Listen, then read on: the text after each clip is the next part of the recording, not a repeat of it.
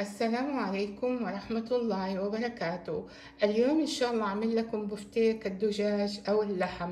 واليوم إن شاء الله هعمله بأربع صدور دجاج، وعندي كمان هنا 4 فصوص توم وحبة بصلة حجم وسط أقشرهم وأغسلهم ودحين أطحنهم ناعم، وعندي ملعقتين عصير ليمون، وعندي بازيرها ربع ملعقة فلفل أبيض وربع ملعقة كمون وربع ملعقة كزبرة ناشفة وربع ملعقة ملح أجينوتو وملح عادي حسب الرغبة.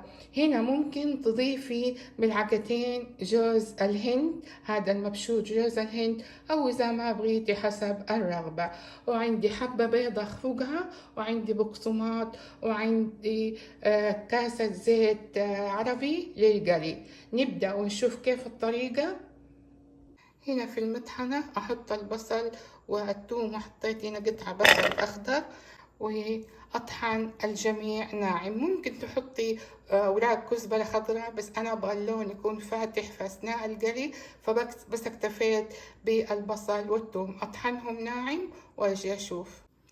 أخذ صدر الدجاج وأجي من هنا من الجهة العريضة هذه بالعرض، وأبدأ بالسكينة أدخلها كده لغاية ما أوصل للنهاية.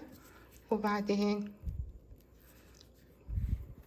يما تقطعيها إلى 2 زي كده وتحطيها تخليها تبقى بهذا الشكل، أو تخليها بحبتها. وبعدين إذا كانت شفتيها سميكة تبقى تقطعي فرضا زي كده هذه العروق بهذا الشكل. شوفي ما شاء الله كيف. أجي وأحطها في كيس نايلو بهذا الشكل، وبعدين أجي بالمطرقة هذه ولا دي وأخبط عليها تخبيط لغاية ما تتفرد أكتر وتبقى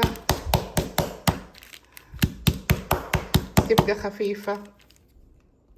بعد ما طقيت طقطقت الدجاج، صدر الدجاج، وصار خفيف بهذا الشكل. دحين أحط البصل والثوم الناعم اللي طحنته، وأحط ملعقتين عصير الليمون، وأحط الفلفل الأبيض والكمون والكزبرة الناشفة والملح الأجموت الصيني والملح العادي. وهنا يما أحط النارجين دحين، أو أخلي جزء بنارجين وجزء بدون نارجين، وأخلط الجميع. وبعدين أغطيه وأخليه في الثلاجة مدة ساعة وساعتين، أو يعني لغاية ما يتشرب كل الأبازير والبصل والثوم. بعدين أشوف كيف أقليه. أحط القطعة كده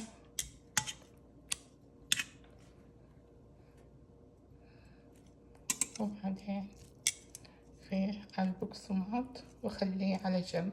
ممكن دحين أضيف الجوز الهند على صدور الدجاج بهذا الشكل، وبعدين أقلبه كده على الجهات كلها بهذا الشكل، وبعدين أحطه في البيض،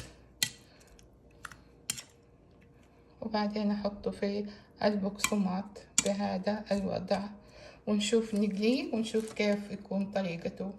هنا أجيب صاج، بسم الله، أحط الزيت أخليه يسخن دجاج بهذا الشكل، بس قطعة كده أمرتها على الجهتين.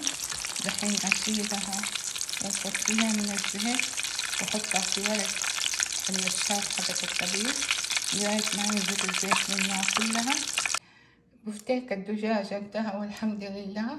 شوفي ما شاء الله تحمر وعلى الجهتين واستوى بسرعة، علشان أنا تبلته بالليمون والملح الأجموتو يطري الدجاج أو اللحمة، وجلس ساعتين في الثلاجة، فعشان كده بسرعة ما أخذ وقت في استواءه. حمر على الجهتين، وقدمت معاه بطاطس محمرة أو يتأكل في عيش برجر أو مع الخضار والخس أو مع رز أبيض على حسب الرغبة والموجود. نشوف كيف ما شاء الله. ناخد هذه الحبة اللي هنا، شوفي كيف ما شاء الله مجمرة ومحمرة. وبعدين شوفي ما شاء الله بسرعة اتقطعت ومستوية. شوفي ما شاء الله من جوتها كيف أبيض ناصع البياض، ومستوية وطرية ولذيذة جدا، وإن شاء الله تنال رضاكم وبالعافية علينا وعليكم.